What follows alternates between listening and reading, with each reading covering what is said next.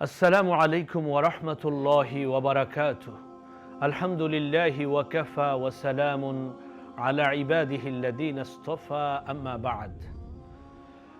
সম্মানিত দর্শক মণ্ডলী, এন্টারপ্রেনার বাংলাদেশের এই মোবারক অনুষ্ঠানে আপনাদের সকলকে জানাচ্ছি আহলান ওয়া সাহলান ওয়া মারহাবান বিকুম।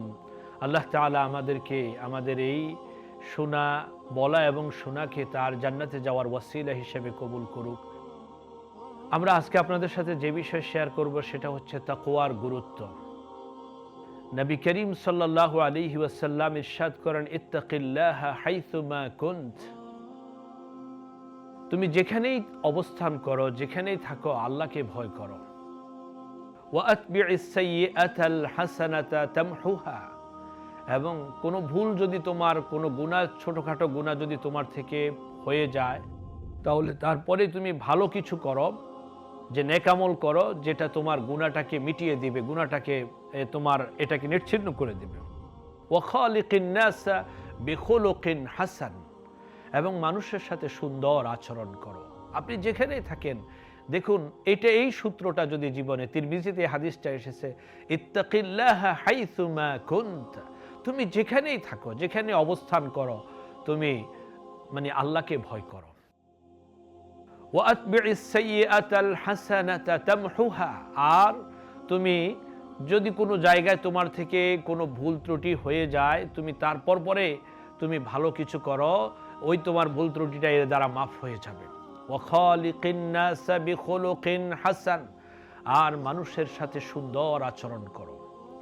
আপনি পৃথিবীর কোথায় পাবেন এত অমূল্য এই যে রত্ন, নিজের জীবনকে সব জায়গায় আল্লাহকে ভয় করে চলা, মানুষের সাথে সুন্দর আচরণ করা, কোনো ভুল হয়ে গেলেই আপনি সেটা ওই ভুলের উপর টিকে না থেকে যে তার জন্য সাথে সাথে যে না ভালো কিছু করা, যে না এটা আমার ভুল হয়ে গেল, তওবা করা। এই যে রাসূলের এই হাদিস, তাকওয়া যেখানেই থাকে তাকওয়া। আল্লাহ তাআলা কোরআন মাজিদে ইরশাদ করেন সূরাতুল বাকারা, ওয়াতাযাওয়াদু ফাইন্না খায়রাজ যাদিত তাকওয়া ওয়াত্তাকুনি ইয়া উলিল আলবাব। জীবন চলার জন্য আমরা মনে করি টাকা পয়সা, অর্থ সম্পদ অনেক কিছু না। তোমরা তোমাদের পাথেয় সংগ্রহ করো, তোমাদের চলার জন্য পুঁজি সংগ্রহ করো। সেই পুঁজিটা কি? ফাইন্না খায়রাজ যাদিত তাকওয়া। সবচেয়ে উত্তম পাথেয় হলো তাকওয়া।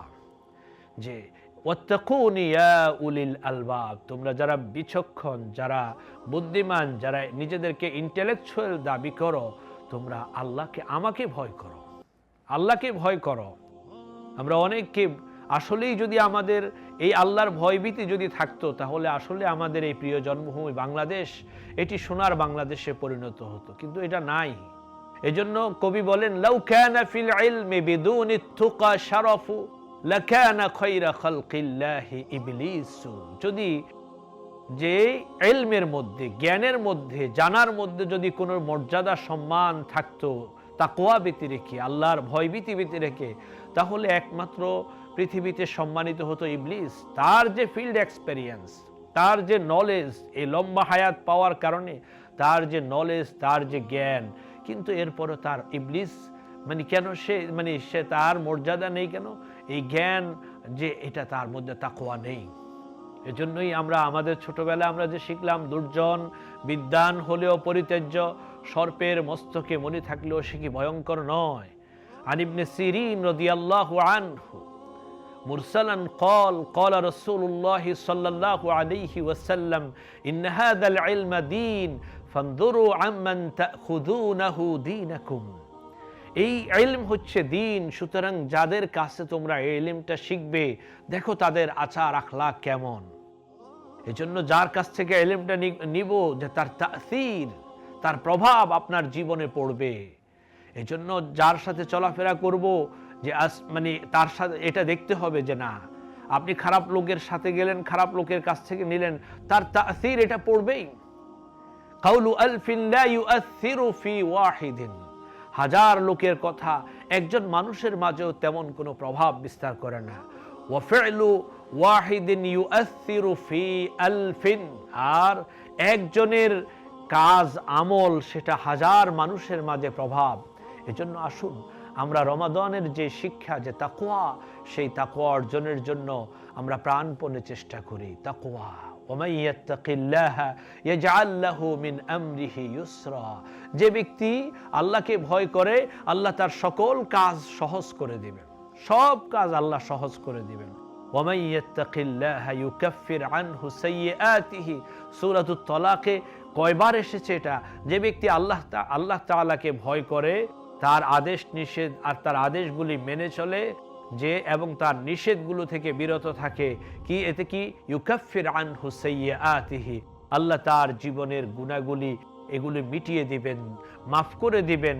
ওয়া ইউযিম লাহু আজরা, এবং আল্লাহ তাআলা তাকে বিশাল পুরস্কার দান করবেন। আল্লাহ, তাকওয়া, তাকওয়া, আল্লাহকে ভয় করা।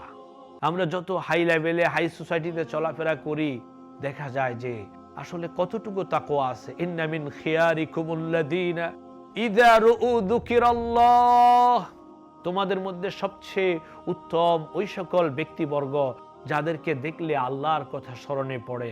আসুন সেই তাকওয়া অর্জন করি। আল্লাহকে ভয় করার এটাই হচ্ছে মূল পুঁজি। ওয়াতাযাওয়াদু ফাইন্না খায়রাজ যাদিত তাকওয়া, এই হচ্ছে আসল পুঁজি জীবনের।